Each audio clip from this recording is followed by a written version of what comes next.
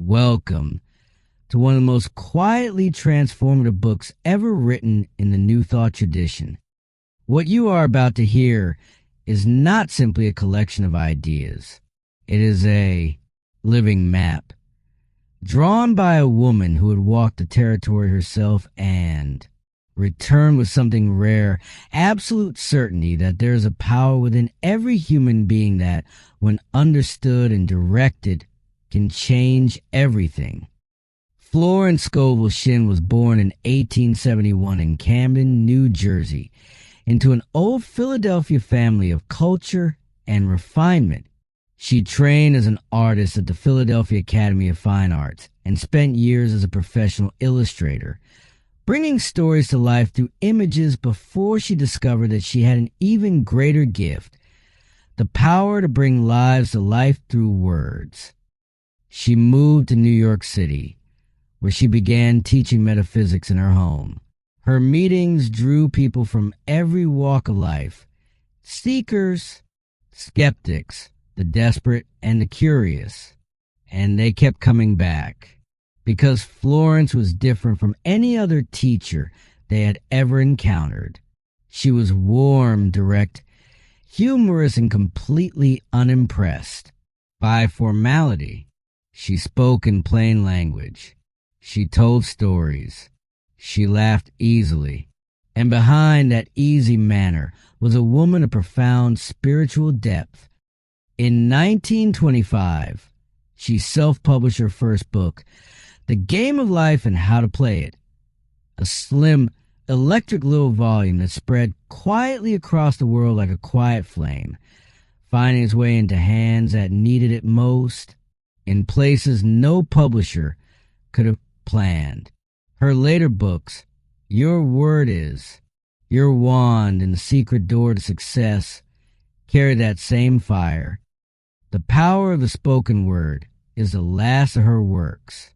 It was published posthumously in 1945, after her passing in 1940, compiled by a devoted student from the notes and memoranda she left behind.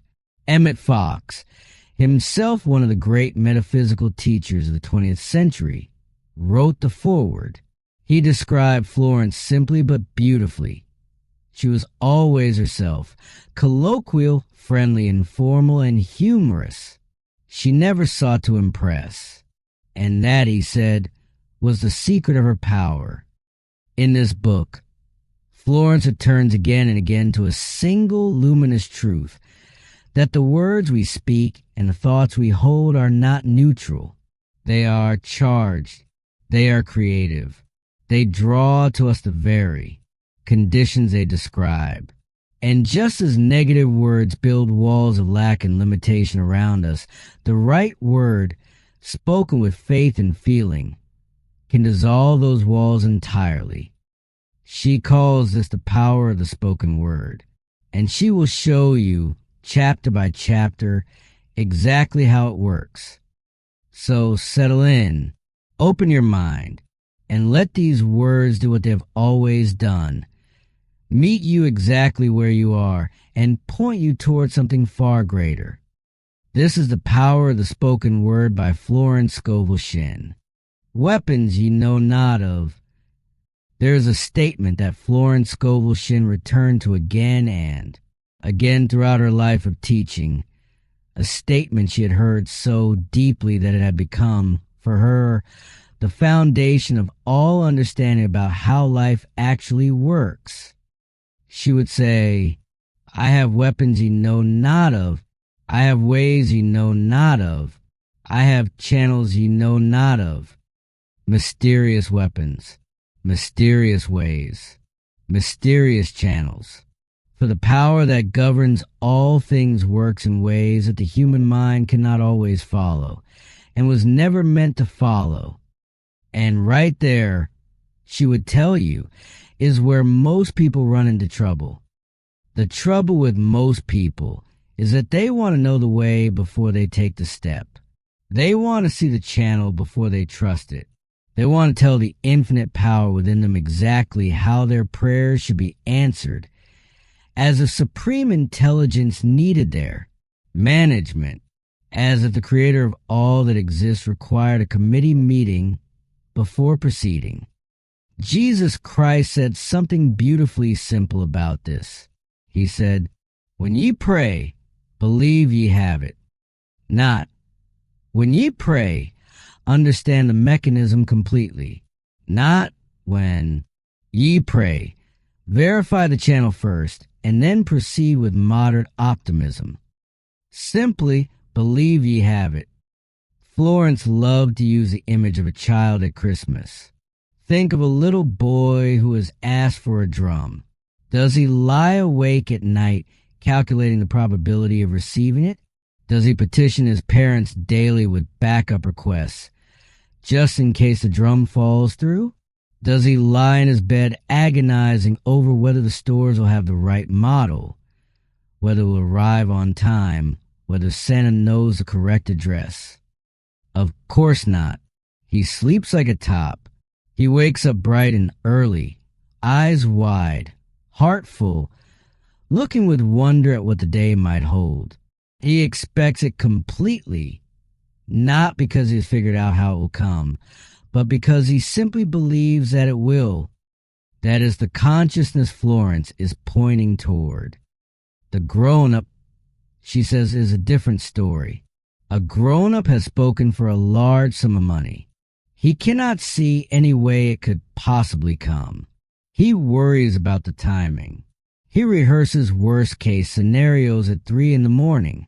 He will tell you he has perfect faith, but only if he can first understand the channel and verify the method and satisfy his reasoning mind that it makes logical sense. And the answer that comes back to him from the depths of universal intelligence is simply this: "I have ways ye know not of. My methods are sure. Trust me, commit your ways unto me." Now, committing your ways unto the Lord, that phrase sounds ancient and perhaps a little daunting, but Florence translates it into something immediate and practical. To commit your ways unto the Lord means to follow your intuition. Intuition, she says, is the magic path. It is the beeline to your demonstration, which is what she called the visible result of faith in action. Intuition is a spiritual faculty that lives above the reach of the intellect.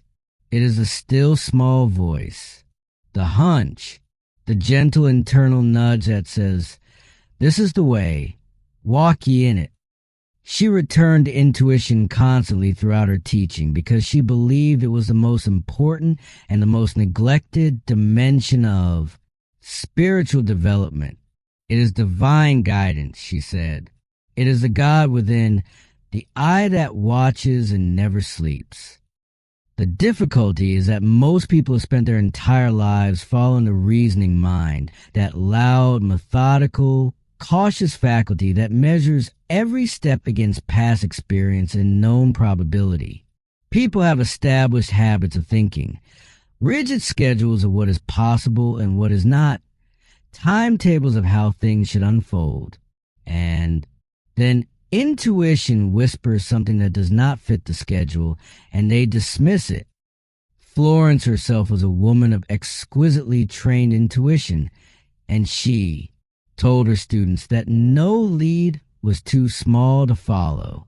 She described once going out to buy 2 items in her neighborhood. The reasoning mind said clearly, "Go to the cheaper shop. It makes obvious financial sense." But intuition said something different. "Go to the expensive place." She went. She asked for what she needed, and the clerk told her that those 2 items happened to be sold that day for the price of one, as part of an advertisement.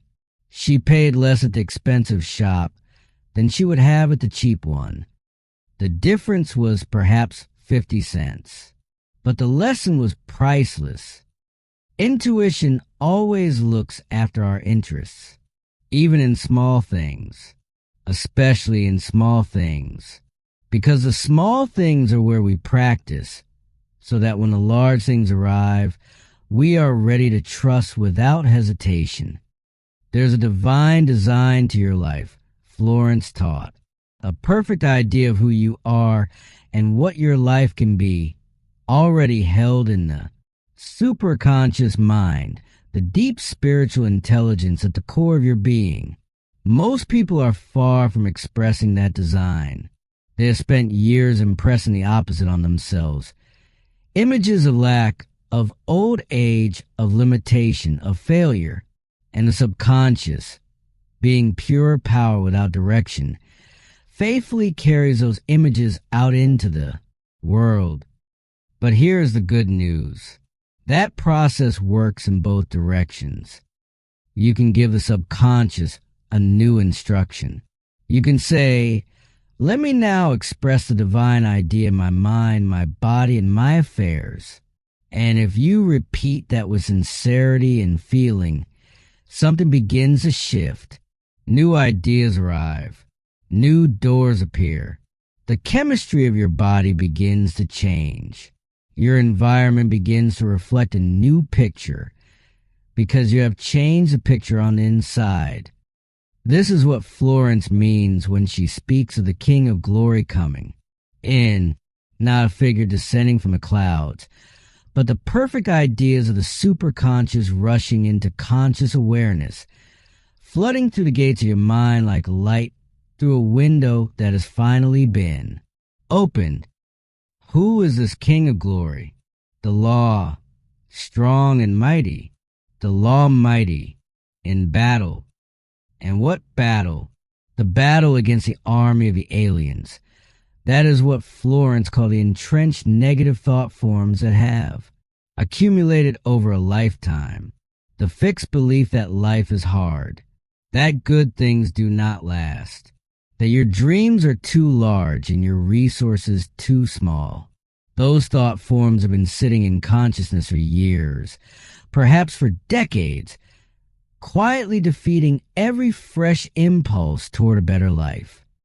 But the King of Glory has weapons ye know not of, and those weapons dissolve even the most deeply rooted doubt. Your destiny, Florence would say, is a place you were designed to fill, and you are fully equipped for it, more than equal to every situation life has prepared for you. If you could truly feel the reality of those words, doors would fly open, channels would clear. You would hear, she said, the hum of divine activity all around you. Opportunities would appear from unexpected quarters. Supply would arrive from channels no one anticipated. And the divine idea of your life, that original perfect blueprint, would begin to manifest visibly in the world in your daily experience. Because I have weapons ye know not of, and my ways will astound you. Trust that I give unto you power. Here is something that Florence Scovel Shinn said that stopped people in their tracks when they first heard it. She said, God's gift to man is power, not wealth, not health, not a comfortable life, or an easy road. The primary gift is power, power and dominion over all created things, over the mind, the body, and the circumstances of life. And if that is true, then every experience of weakness, of being overwhelmed, of feeling at the mercy of forces larger than yourself, every one of those experiences comes from the same root cause. It comes from forgetting that the power was given to you. It comes from the illusion that you are separate from the source of all power. Man by himself, Florence said, is indeed a victim of circumstances. But man linked with God power, that is a different story entirely. Linked with that power, all things are possible. And the link is made through the word. By your word you contact this power. And then miraculously, every burden is lifted and every battle is won. Life and death are in the power of the tongue. Watch your words with all diligence. You are continually reaping the fruit of what you say. Now, this power she is describing is not something distant or theoretical. It is not a force that must be summoned from somewhere outside yourself. It is your superconscious mind, the realm of inspiration, revelation, and illumination, the place within you where miracles are not the exception but the natural order things, where quick and seemingly impossible changes become possible, where a door opens where there was no door, where supply appears from channels no one thought to look. To work with this power, Florence said, you must give it right away. You must still the reasoning mind. The moment you ask, the moment a sincere desire goes out from your heart, infinite intelligence already knows the way of fulfillment. Man's part is not to manage the outcome. Man's part is to rejoice, to give thanks, and to act as faith. She told the story of a woman who came to her in distress. This woman loved a man deeply, but he was difficult. He had shown her every attention, and then suddenly vanished from her life without explanation. She was unhappy, resentful, discouraged. Florence did not tell her to chase him. She did not tell her to wait sadly in hope. She gave her something to do. She said, now is the time to prepare for your happy home. Buy little things for it, as if you hadn't a minute to spare. And then she gave her a statement to work with. I am now immune to all hurt and resentment. My poise is built upon a rock, the Christ within. When you are immune to all hurt and resentment, Florence said, this man will be given to you or his equivalent. Months passed. The woman worked with the statement. She shopped for her home. She built her inner poise. And one evening she came back to Florence and said something remarkable. She said, I have only the kindest and most friendly feelings for this man. If he is not the divine selection, I would be happy without him. Not long after that, she met the man by chance. He was deeply sorry for how he had behaved. He asked for her forgiveness. And not long after that, they were married. The happy home had come into manifestation.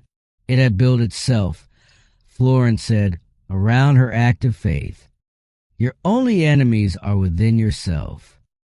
The woman's enemies were hurt and resentment, not the man, not the circumstances. Her own inner state had been the obstacle. And when she cleared that, everything external rearranged itself. Florence told another story, a simple one, but she loved it because it illustrated the law on a small scale. She was in a restaurant with a friend. The friend spilled something on her dress and was certain it would stain. Florence gave it treatment on the spot. She simply said aloud, evil is unreal and leaves no stain. She told her friend not to. Look to leave it to infinite intelligence. An hour later they looked, not the slightest stain. And Florence said, what is true a little thing is true of a big thing. You can apply that same truth to the mistakes and misfortunes of the past. Somehow, under grace, the effects disappear. They leave no stain. There's a mistake many people make, though, in how they try to use power. Florence called it personal power versus God power. Personal power means forcing your personal will onto situations and onto other people, deciding what someone else should be and maneuvering them toward it, managing outcomes through cleverness and strategy.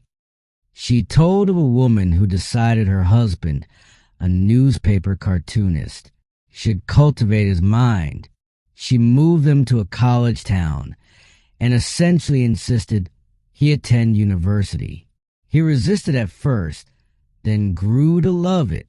And then he became so steeped in the classics that he would only eat the food of ancient philosophers and talk of nothing but Plato and Aristotle. His wife's life became a nightmare. After that, Florence said she never tried to change people because the only person you can truly change is yourself. And as you change, the conditions around you change. The people around you change. When you are undisturbed by a situation, it falls away of its own weight. Your life is outpictured by the sum total of your subconscious beliefs. Wherever you go, you take those beliefs with you. And wherever you go, those beliefs create your experience. This is why Florence kept returning to the same prescription. Link with the God power within. Give thanks for your supply. Trust the process. Do not depend on the external world to deliver what only the internal world can generate. If you cannot see clearly, if you are too close to the situation, too flooded with doubt or fear, ask for help. Florence said, do not hesitate. Jesus Christ saw clearly for the people he healed. He did not tell them to figure it out alone. When two people agree, holding the same vision with the same faith, the power is multiplied. But the ultimate destination is this: to have such a fixed, unshakable, knowing that there is only one power in the universe, God power, good power, that all appearance of evil and limitation simply dissolves from your world, not because you fought it, but because you withdrew your belief from it. Evil, Florence said, comes from man's own vain imaginings. Withdraw all power from it, and it becomes powerless to hurt. All power is given unto you to bring your heaven upon your earth. Be strong, fear not. If there is one sentence that Florence Scovel Shinn could be said to have spent her entire life teaching, it might be this one. Fear is man's only adversary, not the economy, not other people, not bad luck or hard times or impossible circumstances. The only real enemy is fear, and it is an enemy that lives entirely on the inside. She was direct about it. You face defeat whenever you are fearful. Fear of lack, fear of failure, fear of loss, fear of what others think, fear of criticism. Fear robs you of all power because it severs your connection to the universal powerhouse within you. And then she said something that turns the whole thing on its head. She said, fear is not the opposite of faith. Fear is faith. It is faith turned upside down. When you are afraid, you are not faithless. You are actually applying the full machinery of belief, but applying it in the wrong direction. You have become a very effective believer in negative outcomes. You are magnetizing the thing you dread. Why are ye fearful, O ye of little faith? Florence made a sharp observation here. She said that a woman came to her during an interview and said, quite confidently, I am not a bit fearful, but I worry a lot. And Florence smiled at that because she knew fear and worry are twins. They are the same thing wearing different clothes. If you are a worrier, you are a person of fear. The worry cells, as she called them, are simply fear operating under another name. The most common fear, in her observation, was the fear of loss. Perhaps you have something wonderful in your life, a relationship, a certain security, a good thing that has finally come, and in creeps the voice, too good to be true, can't last. And if you give that voice your attention, you have begun the very process that brings about the loss you fear. She pointed to Daniel as the supreme model of fearlessness. Daniel was thrown into a den of lions. and he was undisturbed, not because the lions were not real, but because he knew his God was stronger than the lions, and his God made those lions as harmless as kittens. Walk up to your lion as quickly as possible, Florence said. See for yourself.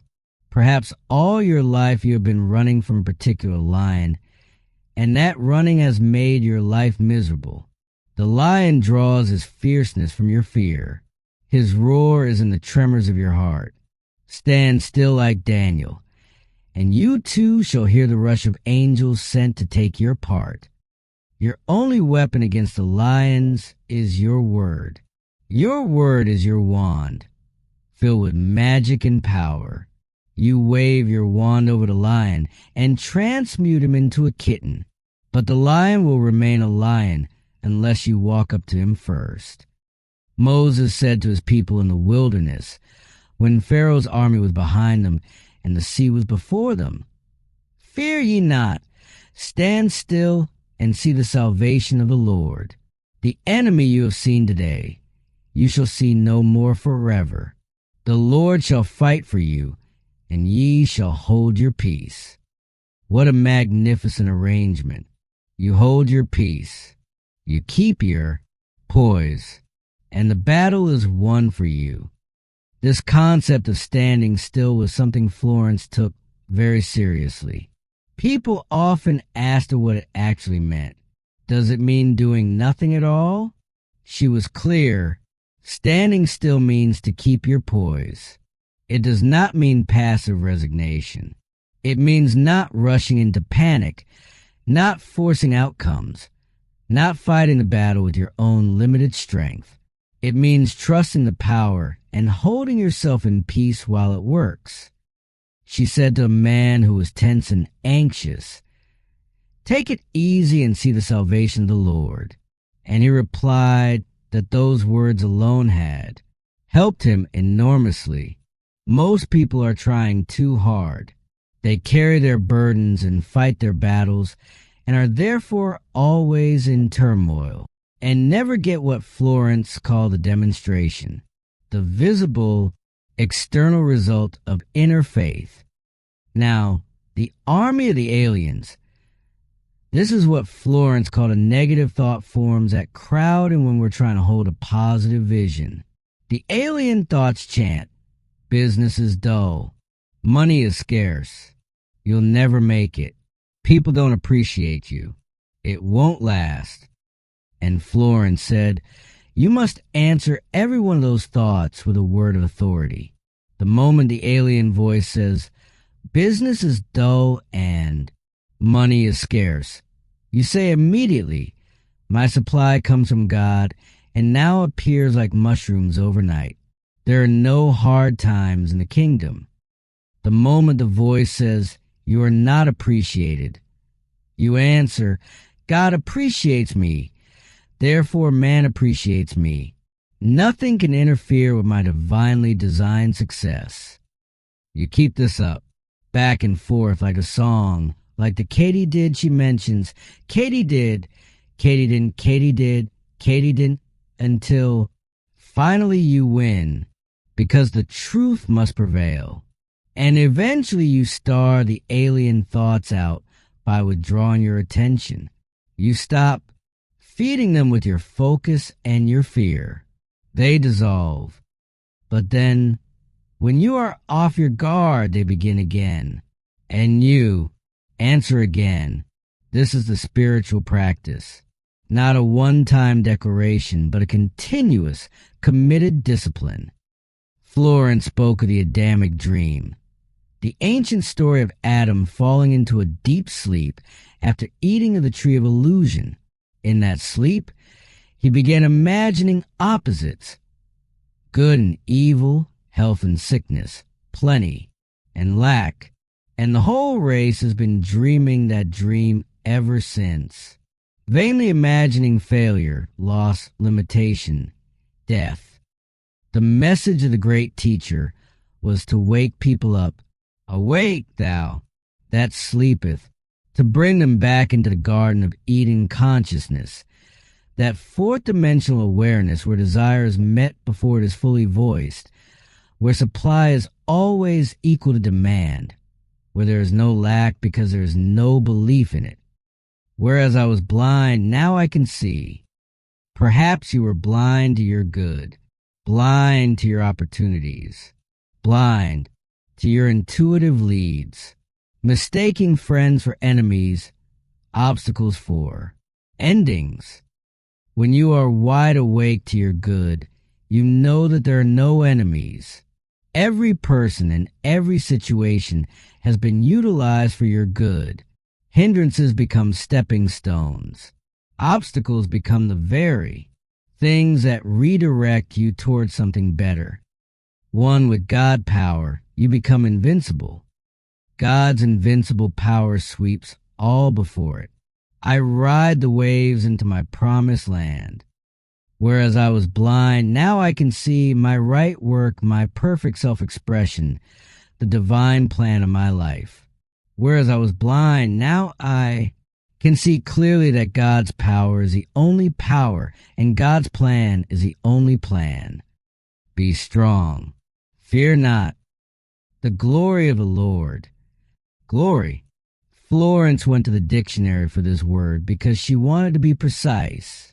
And the dictionary told her what she already knew in her bones. Glory means radiance. It means splendor. Mine eyes have seen the radiance of the Lord. That means the law in action.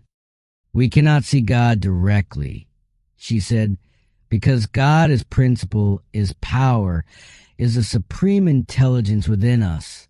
What we see are the proofs of God.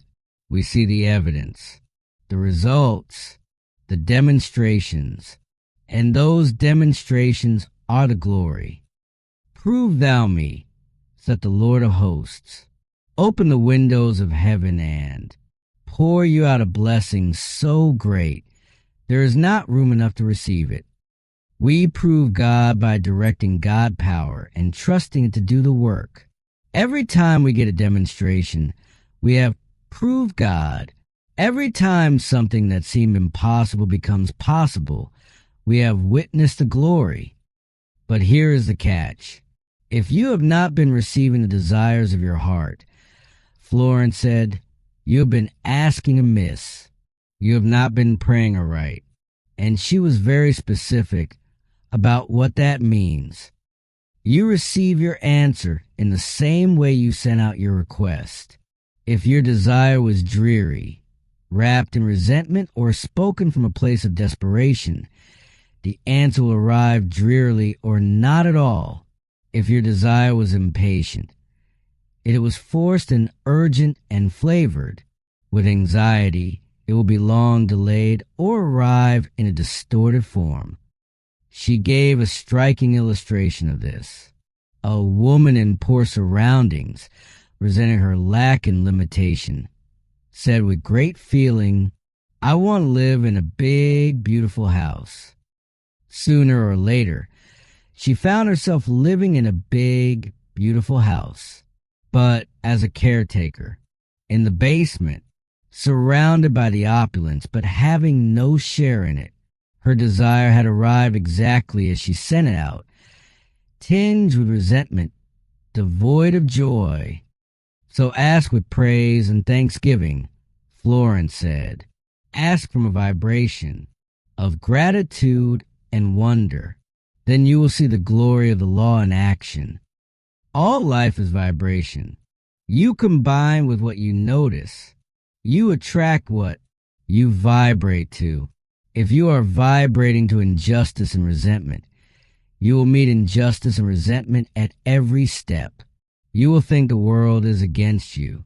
And in a very real sense, from within your vibration, it will be. The great Hermetic teacher Hermes Trismegistus said something thousands of years ago that Florence quoted with delight. He said, to change your mood, you must change your vibrations. Florence made it even stronger. To change your world, you must change your vibrations. The beautiful thing is that you can change your vibration right now, this instant. Turn on a different current in the battery of your thought, and you will see results immediately on the external. Suppose you've been feeling unappreciated, saying to yourself, nobody values what I do. The moment you shift to, God appreciates me, therefore man appreciates me, I appreciate myself, you'll begin to meet recognition. Something will shift in how others respond to you, because you have shifted what you are broadcasting. You are a master workman, Florence said, and your tools are your words. Be sure you are building constructively, according to the divine plan. She loved this teaching from the book of Hebrews about man's dominion. What is man that thou art mindful of him? Thou madest him a little lower than the angels, and hast crowned him with glory and honor. Thou madest him to have dominion over the works of thy hands. Thou hast put all things under his feet, all things under his understanding. We are now, Florence said, coming into an age of understanding, not the blind faith of previous generations, but understanding faith. Faith that comprehends why the law works and can therefore work with it intelligently. Solomon said, with all you're getting, get understanding. Understanding of how spiritual law operates, so that the power within you is directed constructively. And then she laid out a principle that is breathtaking in its simplicity. The law of laws. Do unto others as you will be done by, because whatever you send out comes back. What you do to others will be done to you. Critical people are always being criticized. They live in that vibration. They have also, Florence noted with characteristic directness, a tendency toward rheumatism, because acid thoughts produce acid in the blood, which causes pain in the joints. She told the story from the newspaper about a physician whose patient developed boils every time her mother-in-law came to visit. Florence was not surprised. The woman was quite literally boiling within, and the body, ever faithful, expressed it outwardly. Skin trouble shows that someone has gotten under your skin. You have been irritated or angered. The body does not lie. It reads a vibration and makes it visible. And yet, the same law that makes visible our fears and resentments can also make visible our love and our faith and our joy. This is why the single eye is so important. If thine eye be single, thy whole body shall be full of light. The single eye means to see good only, to be undisturbed by the appearance of evil, to look at a difficult situation and refuse to accept it as the final word, to see through it to the truth that underlies it.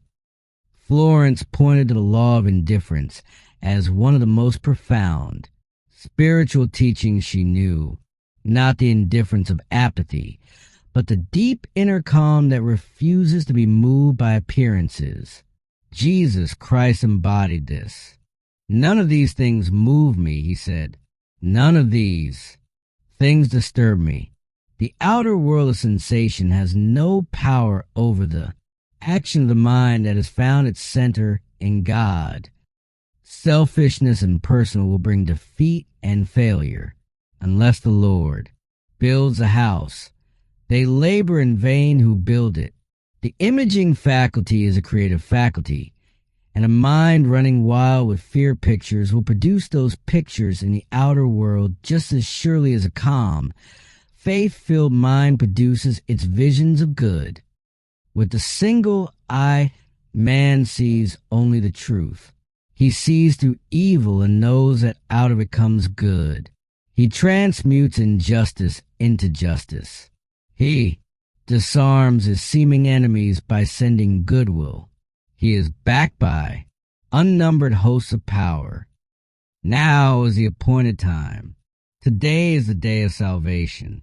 Not someday, not when things calm down, not when the circumstances improve. Now, the robbers of time are the two great thieves, the past and the future. The mind that lives in yesterday or rehearses tomorrow loses today, and today is where the power lives. See yourself daily bathed in the light of the Christ, that inner radiance that dissolves all appearance of disease, lack, loss, and limitation. It dissolves any weapon that is formed against you. You have this light always at your command. Learn to turn it on with the same confident ease with which you reach for a switch in a darkened room. Seek ye first the kingdom of God, and all right things shall be added unto you. Leave the plan to the divine planner, and you will find all conditions permanently perfect. Peace and prosperity. Peace be within thy walls, and prosperity within thy palaces. Florence loved this verse from the 122nd Psalm because it expressed something she had seen proven over and over again in her years of teaching. Peace and prosperity are not separate. Blessings, they are the same blessing viewed from two angles. They go hand in hand. People who are living in the appearance of lack are in a state of fear and confusion. They are not fully awake to their good. They miss their leads. They overlook their opportunities. The very anxiety that drives them to pursue supply becomes the obstacle that prevents it. A peaceful person, Florence said, is a wide-awake person, clear-eyed, and quick-acting, never missing a trick in the game of life. She illustrated this with a story that she told with characteristic warmth. A woman came to her in a state of abject sorrow. Her eyes were blurred from weeping. Her face was haggard and drawn. The man she loved had left her. She was utterly demagnetized, Florence said, which was her word for someone whose inner light had gone dim and whose power to attract good had consequently dimmed with it. Florence looked at this woman with her artist's eye.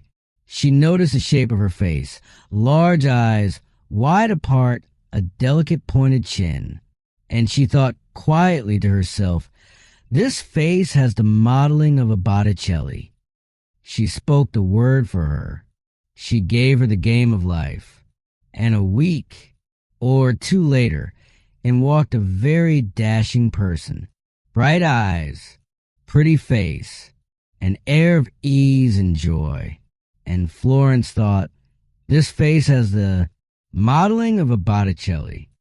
Then she realized it was the same woman.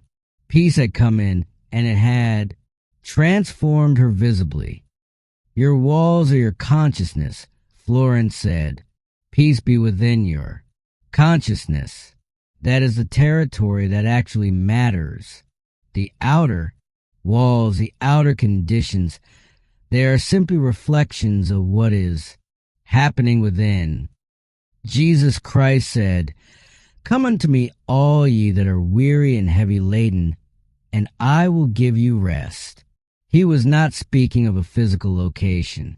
He was speaking of the Christ consciousness within the superconscious mind where there are no burdens and no battles, where the doubts and fears of the subconscious cannot reach. Florence recalled a flight she had taken from California. In the high altitude, she felt a strange, beautiful sensation of detachment. Everything below, all the noise and the complications and the conflicts fell away. And in that high altitude, she said, the fields are always white with the harvest. Only our emotions keep us from reaping our harvest of success, happiness, and abundance. She quoted something she had found in a daily paper, that the laws of the mind were beginning to be recognized and studied. Scientists had found that at least 75% of the people examined psychologically had the fear of failure as their dominant fear, and that constant, Continued fear affects the glands, interferes with digestion, is associated with distressing nervous symptoms. Fear robs the body of health and destroys happiness. Fear is man's worst enemy. Florence said simply, because you attract what you fear. It is faith turned upside down. Faith in evil instead of good. But here is the key teaching of this chapter, and it is luminous in its practicality. Whatever you desire or require is already on your pathway. Before you call, I have answered. Everything you need is already planted on your pathway. The supply is there before the demand arises. The answer is there before the question forms. You do not need to create your good. You only need to stop blocking it. Florence told the story of a friend who was translating an ancient Italian manuscript about an early Persian ruler. No books in English had been written about this figure. She could not understand why the publishers were hesitating. One evening, she was eating at a cafeteria. She fell into conversation with a man at her table and mentioned her work. And he said, quite matter-of-factly, you'll have a hard time getting it published because this ruler's ideas conflict with the ideas of the present government. He was a scholar and knew more about the subject than she did. The information she needed arrived, Florence said, at a cafeteria, from a stranger. Because when she stopped worrying and was peaceful and happy and unconcerned, the answer sailed in over a calm sea. That image stayed with Florence. The answer sailing in over a calm sea. Because a troubled sea, a mind churning with anxiety and resistance and frantic planning, repels the very things it is trying to attract. But a calm sea allows everything to reach shore that was meant to arrive. Our feet shall stand within thy gates, O Jerusalem. Jerusalem stands for peace, and the feet stand for understanding. Understanding always brings us within the gates of peace. How does a person attain peace when their whole life is in turmoil? Florence was direct about this. You cannot always control your thought, but you can control your word. And eventually, the word wins out. Take an affirmation. Say it, even if you do not yet feel it. Say it repeatedly. Say it when the fear comes back. The word will work on the subconscious beneath the level of feeling, and eventually it will break through into a new experience. We must get out of God's way, she said, so that he can harmonize the situation. She had a particular love for the word harmonize. She had seen many times crooked places made straight and adjustments made that no human mind could have contrived, all because the person had finally stopped fighting and let the infinite intelligence rearrange things in its own perfect way. All that the kingdom affords is yours if you give infinite intelligence right away, because it has already supplied a lavish abundance for every demand. But it must be fully trusted. The moment you doubt, the moment fear floods back in, you lose your contact with the supreme force. Faith without works is dead. Active faith impresses the subconscious with expectancy. It keeps your contact with universal intelligence alive and current. You must show your faith by action, by preparing for the blessing before you can see it, by speaking as though it has arrived, by giving thanks for what is not yet visible. A friend of Florence's told her about a man in the paper business in Michigan who had given away 1,000 copies of Florence's own book to his employees. He had started on a small capital, abandoned cold logic and strategic calculation, and built a $12 million enterprise entirely by following leads and intuitive hunches. All his workers understood the metaphysical law. Peace and prosperity go hand in hand. Great peace have they that love thy law, and nothing shall offend them. This is the law of non-resistance. Resist not evil, overcome evil with good. Transmute all failure into success, all lack into plenty, all discord into peace. That is not passivity. That is power. The deepest kind of power there is, if this narration is speaking to you, if these teachings are resonating and you want more content like this, please take a moment right now to subscribe to this channel. It means everything, and it keeps this library of wisdom growing. Welcome to the journey. Now, let us continue. Your big opportunity. You have only one judge, Florence Scovel Shinn said, and that judge is your word. Jesus Christ put it plainly. Every idle word that men shall speak, they shall give account thereof. For by thy word thou shalt be justified, and by thy word thou shalt be condemned. Every day is a day of judgment, not some distant cosmic reckoning, but the daily, immediate, relentless accounting of the law. What you speak, you begin to attract. What you voice, you begin to build. The subconscious has no sense of humor, Florence said. People joke destructively about themselves, and the subconscious takes every word as a sincere instruction. The mental picture you make while speaking impresses the subconscious, and that impression becomes your outer world. A person who truly understands the power of the word becomes very careful about conversation, not in a fearful way, but in the way a master workman is careful with tools. You do not swing a hammer carelessly.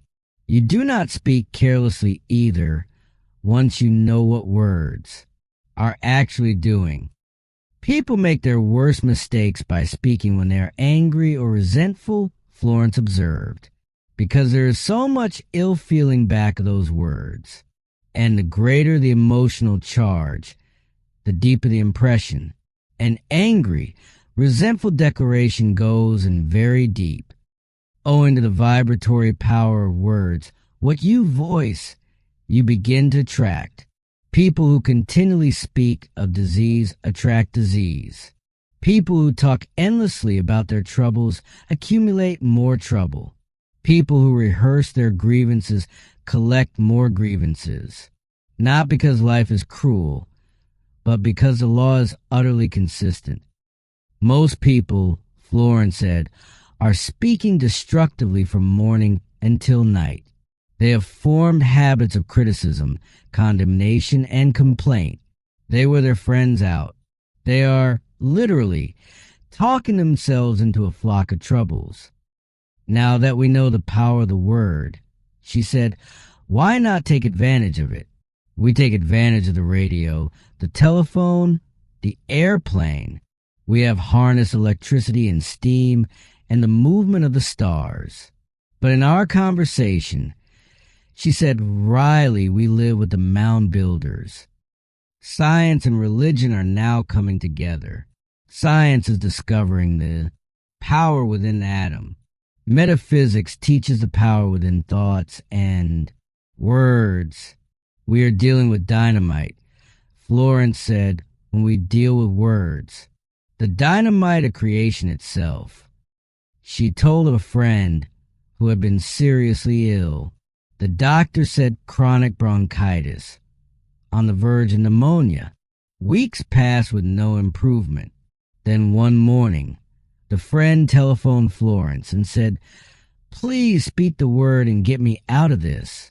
I'm not sick, she said. I'm just disgusted. So much negative talk and thought have almost floored me. Through the spoken word, through the affirmation of truth, there was immediately a change for the better.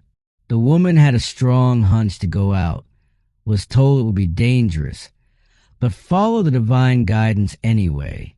She went out. She visited Florence. She said she was going to a luncheon the very next day. A chemical change was taking place in her body because the words of truth were making a change in her mind first. And the body always follows the mind. Always. The inexhaustible energy in man, Florence said, is released by goodwill. A man free from fear, undisturbed by appearances, sending goodwill to men and nations, could say to mountains of hate and war, be thou removed, and they would return to their native nothingness. Resentment and intolerance rob man of his power. Let us direct this dynamic force to heal, to bless, to prosper, and send waves of good to the whole world. It goes out a mighty force, but noiseless. Thought, the strongest power in the universe, is without sound. Your goodwill sweeps all obstacles from your pathway, and your heart's desires release for you what is really yours. Florence asked, and she answered it clearly. All that the kingdom affords is yours. Every righteous desire of the heart is promised. There are 3,000 promises in the Bible, she said. But these gifts can come to us only if we can believe them possible. Because everything comes through you, not to you. All life is vibration. Feel rich and you attract riches. Feel successful and you become successful. She told the story of a small boy born in a country town with no advantages whatsoever. But he always felt successful. He had an unshakable inner conviction that when he grew up, he would be a great artist. No one could discourage him because he was success. He radiated it. He thought it. He breathed it. And when the time came, he left a small town for a big city and got a position as a newspaper artist on a daily paper without any previous formal preparation because it simply never occurred to him that it could not be done. He went to art school and immediately became a shining light. He went to an even larger city and became a well-known artist. This success came to him, Florence said, because he was always seeing success. I will give to you the land that thou sayest. What are you seeing with your inner eye? What pictures are you inviting into your life? The imaging faculty has been called the scissors of the mind. If you have a failure picture, reverse it. Cut it out. Replace it with a success thought. This sounds easy, Florence acknowledged.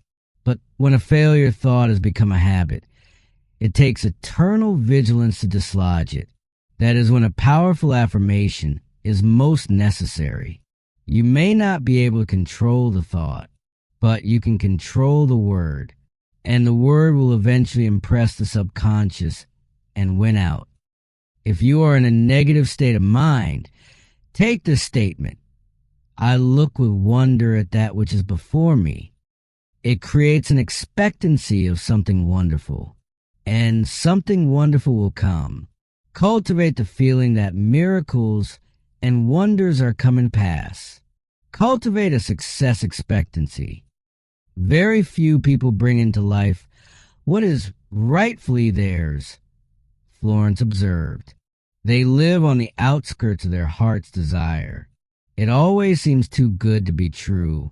But to the spiritually awake person, nothing is too good to be true.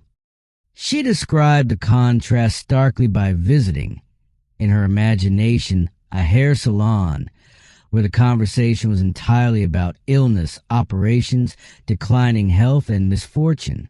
One woman in particular arrived and proceeded to tell the manicurist that she should probably wear glasses because everybody does, and surely something must be wrong with her eyes. When she finally left, Florence said they all felt limp and wondered if they were really well or only seemed to be. She left a trail of apprehension and gloom. You combine with what you notice. So do not describe anything destructive because you begin to combine with it. Do not hash over your hard times. Do not rehearse your losses. Give thanks for the dawn of a new day. My goodwill is a strong tower round about me. I now transmute all enemies into friends, all inharmony into harmony, all injustice into justice. And you will be amazed at the working of the law. The walls of lack and delay now crumble away, and you enter your promised land under grace. Whatsoever things are true, whatsoever things are honest, whatsoever things are just, whatsoever things are pure, whatsoever things are lovely, whatsoever things are good report. Think on these things. If people followed that one instruction faithfully, Florence said, General, conversation would come to a standstill for a while until people relearn how to speak constructively. And what a magnificent silence that would be, and what a magnificent world would arise from it. In nothing be anxious. All through the Bible, Florence said, we are told the same thing, over and over and over again. Do not be anxious. Do not be fearful. Do not hoard or grasp or scramble, because there is an invisible power at your command ready to supply every need. But here is the condition. It will not work unless you believe in it. If thou canst believe in this God power, all things are then possible. That is a very small if, but it is the whole game. Florence understood why believing is difficult for most people, because they have had a rigorous training in unbelief. From childhood, they were taught that only what you can see is real, that life just happens, that you are largely at the mercy of forces beyond your control. They did not know that behind every happening was a cause, that they themselves had started the machinery that produced the results, good or bad, that appeared in their experience. They did not know that words and thoughts are a form of dynamite, that they were hurling out into the ethers words of anger, resentment, and self-pity, and then wondering, genuinely wondering, why life was so hard. So, why not experiment with faith? She asked, why not try trusting this invisible power? In nothing be anxious, but in everything by prayer and thanksgiving let your requests be made known. Could anything be more simple or direct? The challenge is that anxiety and worry have become habits. The old negative thought forms. She said, hang on like barnacles on an ocean liner, but the ocean liner goes into dry dock periodically to have those barnacles scraped off. And our mental barnacles must go through the same process.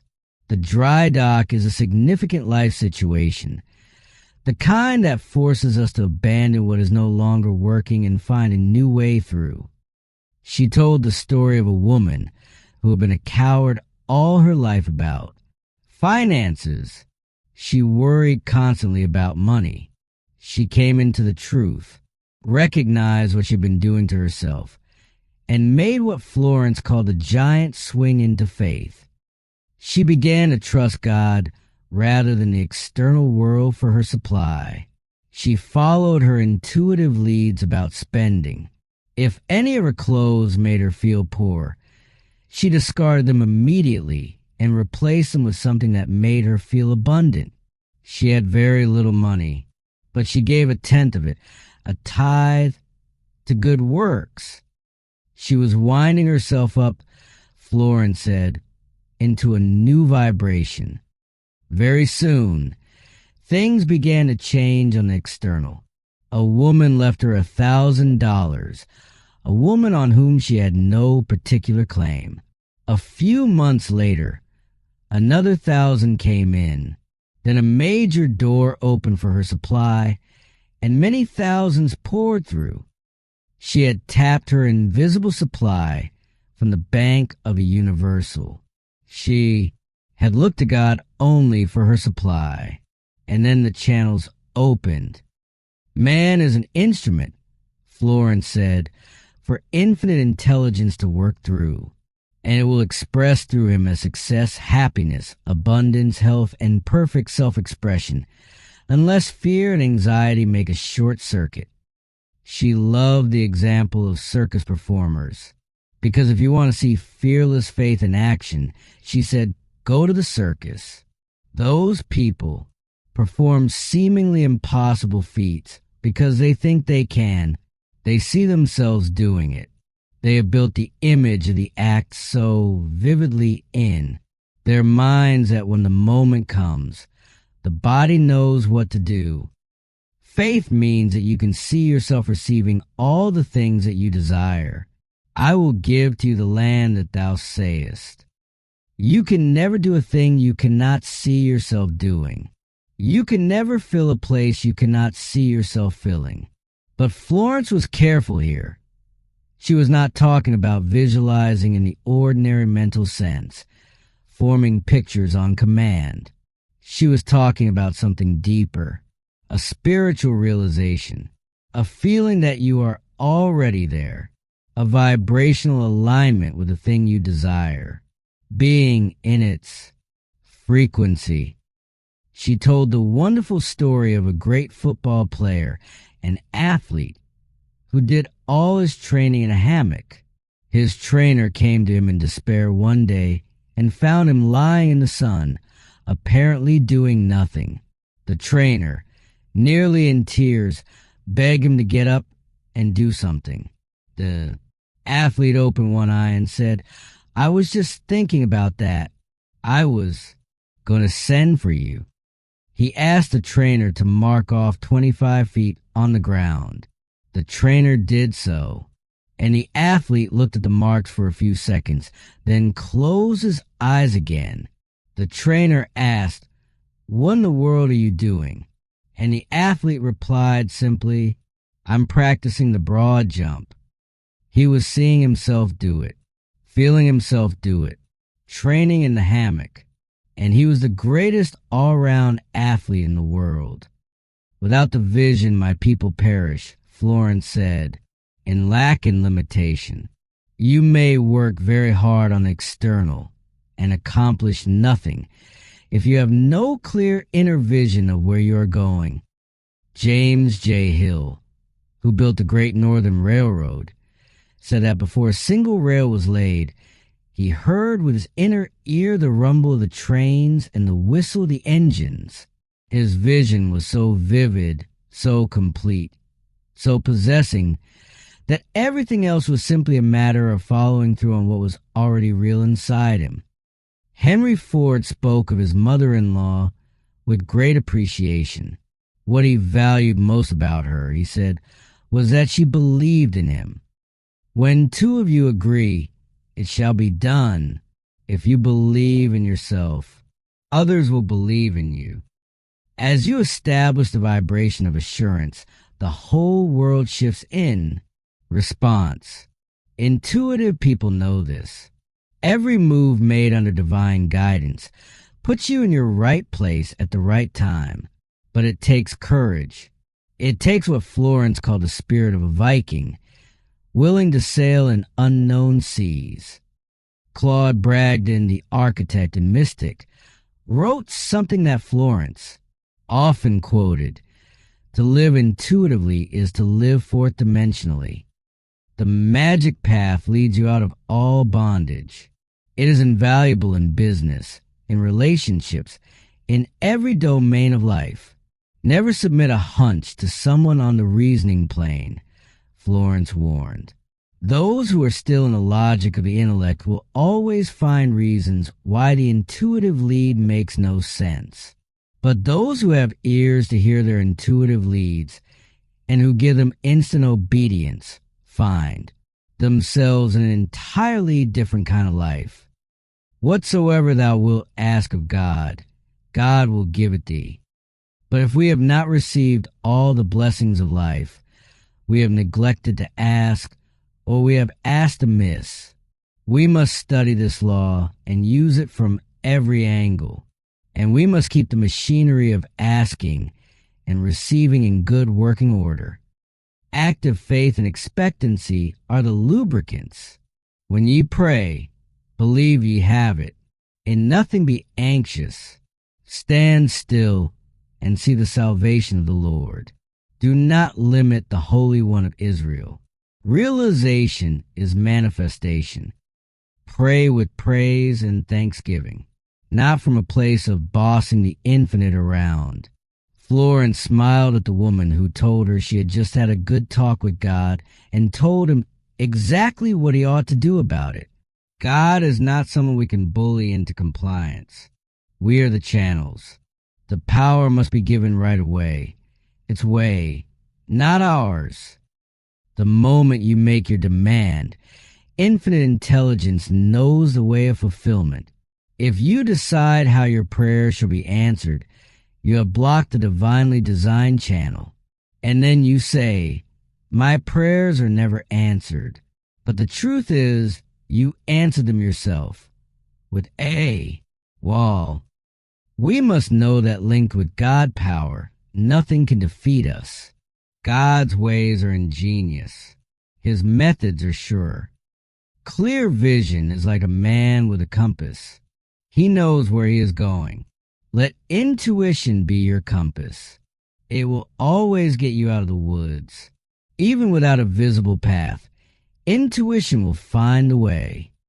Always on your pathway is your message, your lead, even if it seems trivial, even if the reasoning mind dismisses it. The true student always has a spiritual ear to the spiritual ground, knowing he is. Receiving orders from the infinite. Prayer is telephoning to God. Intuition is God telephoning to you. Many people have a busy wire when God telephones and they do not get the message. Your wire is busy when you're discouraged, angry, or resentful. You were so mad you could not see straight, Florence said. And we might add, so mad you could not hear straight. Your negative emotions drown out the voice of intuition. So when you are in that dark place, make a statement of truth. Get out of the woods of despair. Whosoever calleth on the name of the Lord shall be delivered. There's always a way out.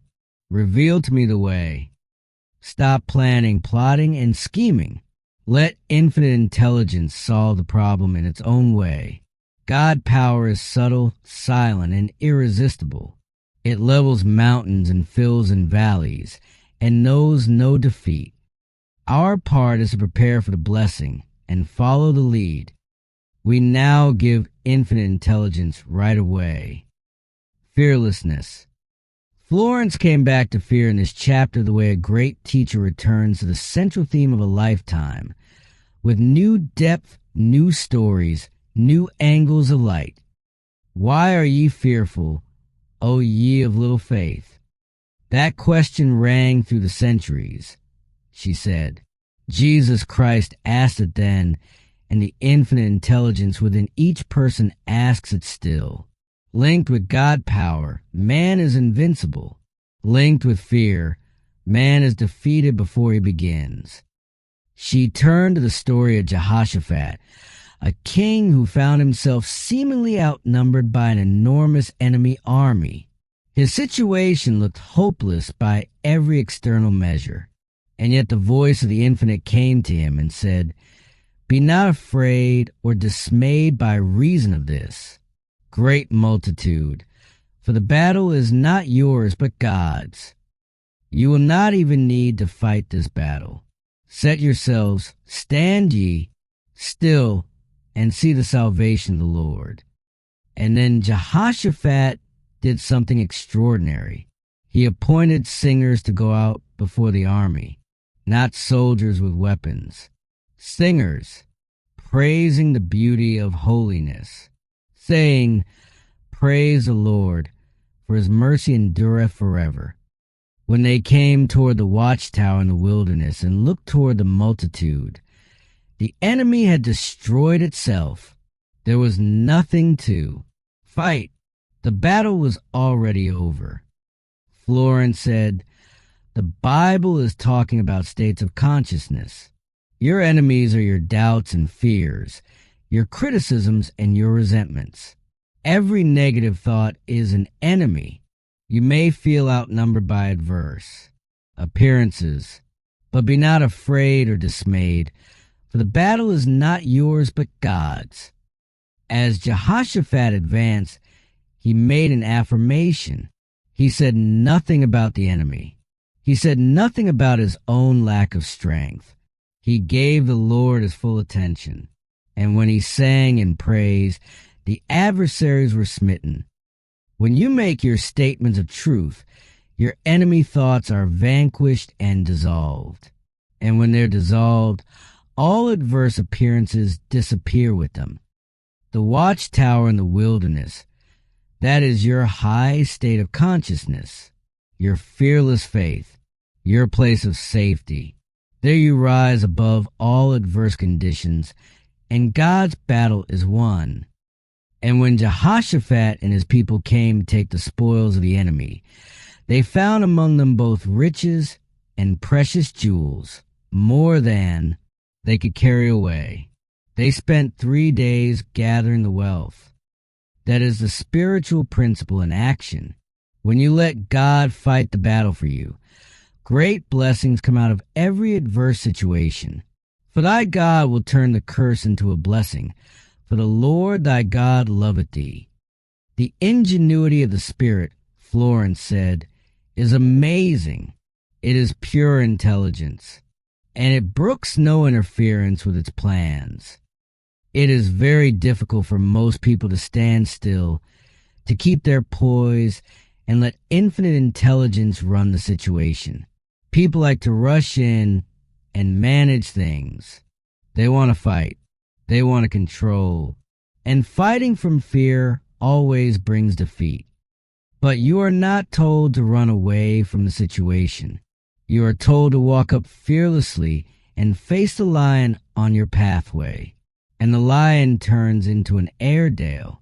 The lion takes his fierceness from your fear. Walk up to him and the roar dies. A great poet has said, courage has genius, magic, and power in it. Florence told the story of a woman who was deeply fond of a man who was handsome and popular. She was afraid of a particular acquaintance, afraid that woman would pursue him and take him away. So she arranged circumstances to keep them apart, maneuvered situations to prevent their meeting. One evening she went to theater, and there he was with the very woman she feared. They had met at a card party. Her fears had actually attracted the situation. She told, in contrast, of a woman with 7 children who knew they were all divinely protected. One day a neighbor rushed in and said, "Your children are going to kill themselves climbing those trees." The mother replied calmly, "Oh, they are just playing tree tag. Do not look at them, and nothing will happen." Like Daniel, she turned her attention away from the situation and let God take care of it. And the children grew up safe and sound, every one of them. The average person, Florence observed, is a resenter, a resistor, or a regretter. They resent people they know and people they have never met. They resist everything. They regret what they did and what they did not do, and it is wearing to be near them because they are not living in the wonderful now. They are losing all the tricks in the game of life. It is heaven to be unafraid and to live fully in the now, to be fearless in using what you have, knowing that behind you is the abundance of the spheres to draw upon. Fearless faith and the spoken word release the supply. Florence spoke then of Edison and electricity. Edison had faith in the laws of electricity. He knew what could be done with it if it were harnessed and directed. It seemed to have intelligence of its own. He created a dynamo through which it could work after years of patient, loving absorption in his work. And now this power lights the world. Jesus Christ taught man to harness and direct thought. He knew that fear was as dangerous as uncontrolled electrical forces. Words and thoughts must be handled with wisdom and understanding. The imagination is man's workshop, and an imagination running wild with fear pictures is just about as safe as riding a bucking horse. We were born and brought up, Florence said, in an age of doubt and fear. We were told that the age of miracles was over and to expect the worst. An optimist was laughed at. A bright remark was, "A pessimist is a person who lives with an optimist." The advice to eat the speckled apples first was considered the height of wisdom, but Florence pointed out what this advice actually means. If you always eat the speckled apples first, you will never reach the good ones, because by the time you get to them, they will be speckled too. What a beautiful world this would be if all anxiety and fear were dissolved. These twins, anxiety and worry, have made men slaves and are destroyers of health, wealth, and happiness. There is only one way to be rid of fear, and that is to transmute it into faith, because fear is the opposite of faith. They are the same energy flowing in different directions, and you can turn it. Jesus Christ demonstrated God power over and over again, not to show off, but to convince his followers. Out of invisible supply, he brought the loaves and fishes. He raised the dead. He told them, "Greater things shall ye do, for I am going." He was teaching an exact science, the science of mind, the power of thought, and the power of the word. We must have faith, because faith registers the idea in the subconscious mind. And when an idea is once registered in the subconscious, it must objectify. It must become real in the world. That is why Jesus told people, if you believe, all things are possible. Not because belief is magical in some vague sense, but because belief is the mechanism by which the inner world becomes the outer world. There was a man who had lost all his money, living in poor quarters, surrounded by poverty. He had tried to find work and been turned down by everyone. He woke one morning to face another day of lack and disappointment, and then a hunch came to him. Go to the horse show. It would take almost all the money he had left, but he was fired with the idea of being among successful people again. He was tired of his limiting surroundings. He followed the hunch. He went fearlessly, and at the horse show, he met an old friend who said, "Jim, where have you been?" Before the show was over, the friend offered him a wonderful position in his firm. His hunch and his fearless attitude toward money had put him in a new vibration of success. Form the habit of making giant swings into faith, Florence said. You will receive marvelous returns. Think again of the circus performer. These feats are all a matter of poise and balance. Your success and happiness depend upon your poise and balance. Trusting God is like walking a slack wire. Doubt and fear cause you to lose your balance and fall off into lack and limitation. Like the circus performer, it takes practice. No matter how many times you fall, try again. Soon you will acquire the habit of poise and balance, and then the world is yours. Rhythm, harmony, and balance are the keys to success and happiness. When you are out of rhythm, you are out of luck. In the letter to the Philippians, we read these words that Florence loved. Be careful for nothing, but in everything by prayer and supplications with thanksgiving let your requests be made known unto God. Be careful for nothing. Be anxious about nothing. This is a wonderful arrangement. She said, all in favor of man. Man free from worry and fear, asking with thanksgiving, and his good is given him. Victory and fulfillment. Florence said she loved these two words specifically because she understood deeply what they contain. Since words and thoughts are a form of radioactivity, since they go out and do not return void, you must choose with care the words you wish to see crystallize in your experience. Life, she said, is a crossword puzzle. The right word gives you the answer. So many people, she observed, are rattling off destructive words all day long without thinking. I'm broke. I'm sick. I can't. It's too late. It's no use. And by your words you're justified, and by your words you are condemned, because they do not return void. They go to work immediately on the subconscious, and begin building the very conditions they describe. Change your words and you change your world, because your word is your world. She made a sharp and practical comparison.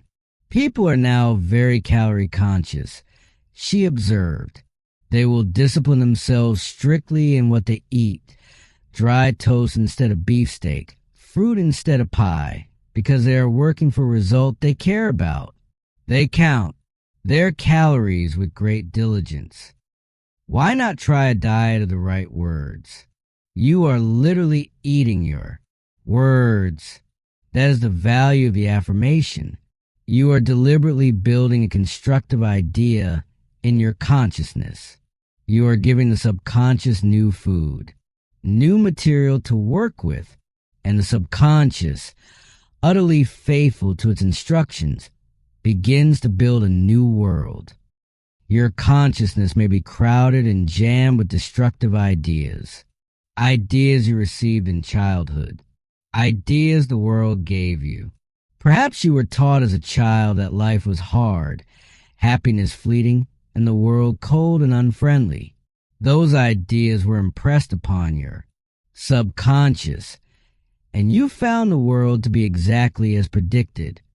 But with a knowledge of truth, all these external pictures can be changed, because they are only pictures. And pictures change as the subconscious beliefs that project them change. Florence noticed that when she told people about the power of the word, they often said, "Oh, is it as easy as that?" And she reflected on that with gentle wisdom. Many people, she said, like things to be difficult. They distrust simplicity. They feel that something so important must be complicated, must require elaborate ceremony and years of preparation. And she believed that was partly why the teachings of Jesus Christ were eventually obscured. People build up creeds and ceremonies around them, things they only half understood, and the blazing simplicity of ask, believing, "Thou shalt receive" was buried under layers of complication. But now, she said, in this age, the secret things are being revealed. Ask, believing, thou shalt receive. We know that our beliefs, our expectancies, are impressed upon the subconscious and carried out. If you ask not believing, you will not receive, because the subconscious takes its instructions from what you truly expect, not from what you merely wish. Faith creates expectancy, and expectancy calls the good. Fourth, this infinite intelligence upon which man draws a supply. Jesus Christ called it your heavenly Father, the Father within, a kind, loving parent, desirous of pouring all good things upon his children. Fear not, little flock. It is your Father's good pleasure to give you the kingdom. The law is simply a law of love and goodwill. Love your neighbor as yourself. Do unto others as you would be done by. Any violation of the law of love causes a short circuit. The way of the transgressor is hard. God is immutable law. I am the Lord. I change not. Divine ideas are immutable, not subject to change. What wonderful words! Florence said, not subject to change. A woman came to her filled with fears and forebodings.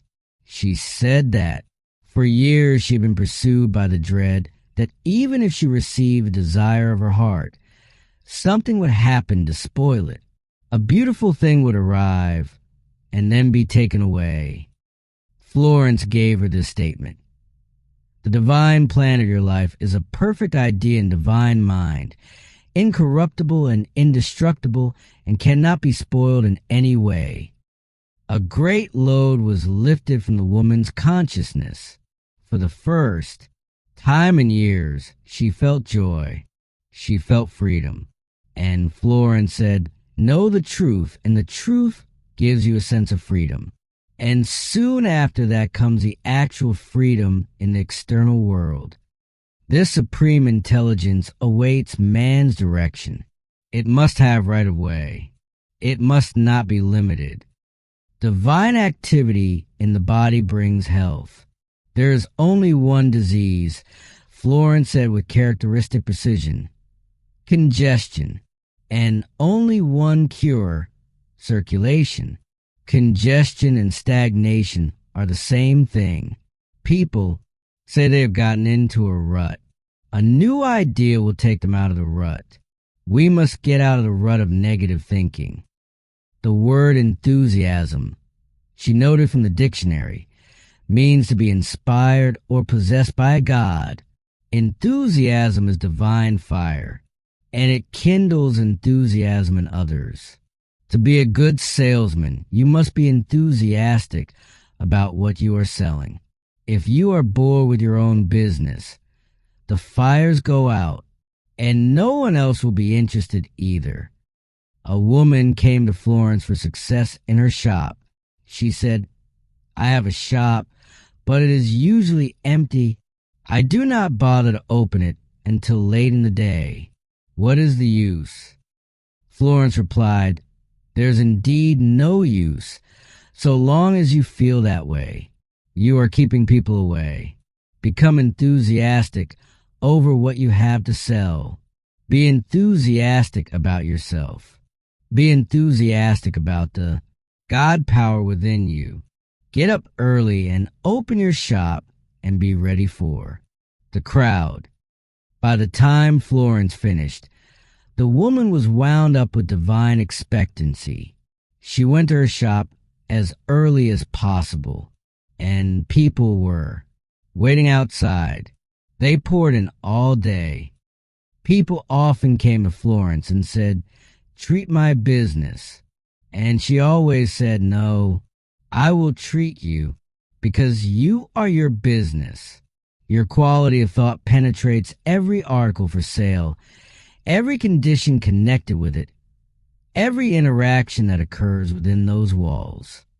Florence spoke of what she called the Christian Renaissance that she saw rising in her lifetime, a new birth, a revival, people of every religion and denomination coming into the truth movement, not being taken away from their churches, but being carried deeper into the essential teaching. Pastors beginning to teach what the metaphysicians were teaching, because the original teaching of Jesus Christ is universal and belongs to everyone. He sent his disciples to preach the gospel and to heal the sick. For about 300 years his message survived intact. Then the divine fire was lost. The words "be thou healed" were no longer spoken. Creed and ceremony took their place. But now people were flocking to the truth centers, learning to pray. Learning to have understanding faith. And the fire was being rekindled. Florence told the story of a woman whose son had written to say he was driving to Southern California on business. She read in the morning paper about a flood in that region. Immediately, she spoke the word for his divine protection.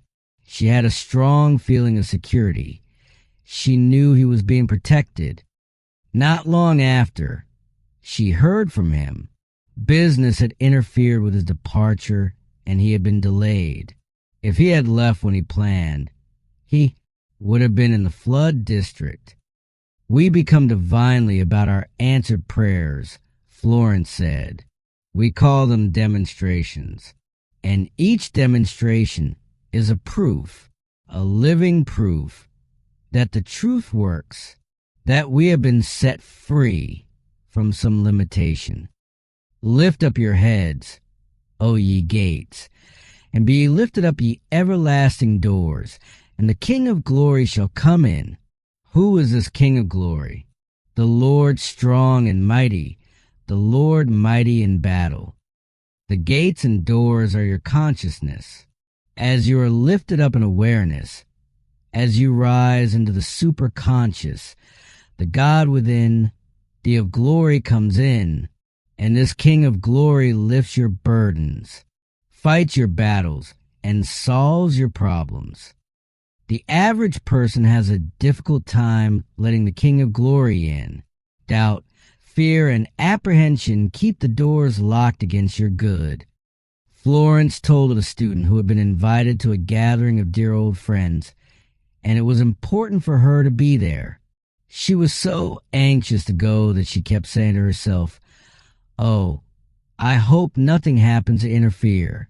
The day came, and she woke with a terrible headache, one she had not had in years.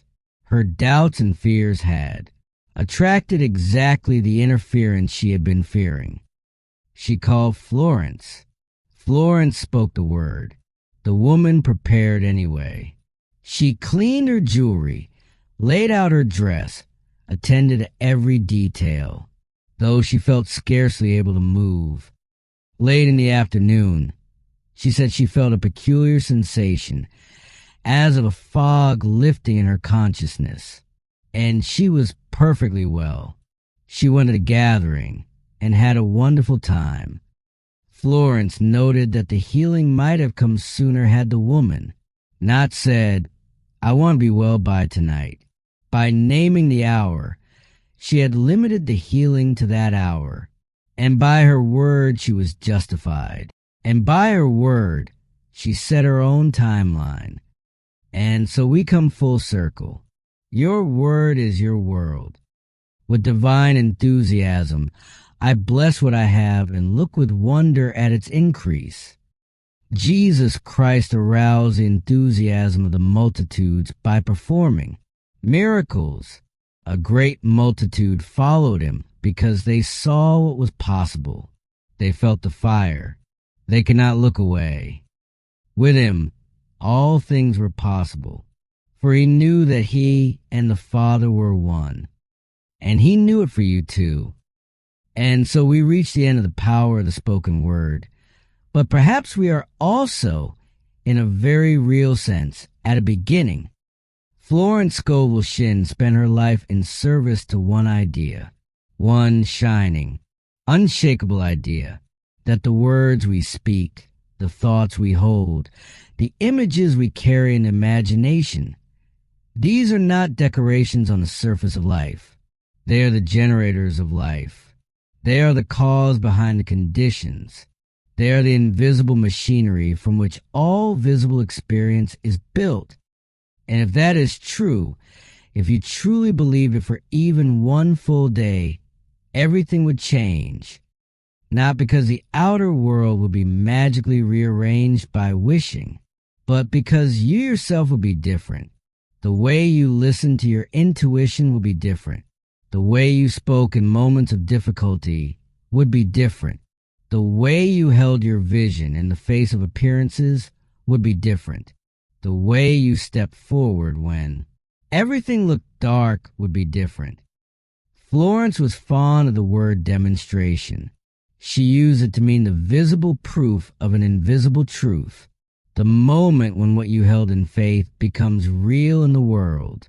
And she spent decades watching those demonstrations arrive in the lives of ordinary people who learned these laws and began to live by them. She saw women transform from demagnetized, defeated creatures into bright, confident, magnetic human beings. She saw businesses saved and marriages restored. She saw supply arrive through channels no one could have predicted. She saw healings that baffled the doctors. And every single one of those demonstrations, she said, came back to the same source. A change of word, a change of thought, a realization of God power within. The weapons are mysterious. The ways are unknown to the human mind. The channels are ones no one plans for or anticipates. But the law is utterly reliable as the turning of the earth, as reliable as the rising of the sun. Your word goes out and does not return void. Choose it wisely. Choose it with faith. Choose it with love and goodwill and the expectancy of a child who knows, simply and completely, that the good thing is coming. Whereas you were blind, now you can see. Go forward, without fear, without anxiety, without the need to know the channel in advance. I have weapons ye know not of. I have ways ye know not of. I have channels ye know not of. Trust that, and may your life become the demonstration. This has been the power of the spoken word by Florence Scovel Shinn. Thank you for spending this time in these teachings. If this narration has brought something alive in you, please subscribe to this channel and share it with anyone who might need to hear these words today. There is so much more in this library, and there is always something here that is meant for you. Until next time.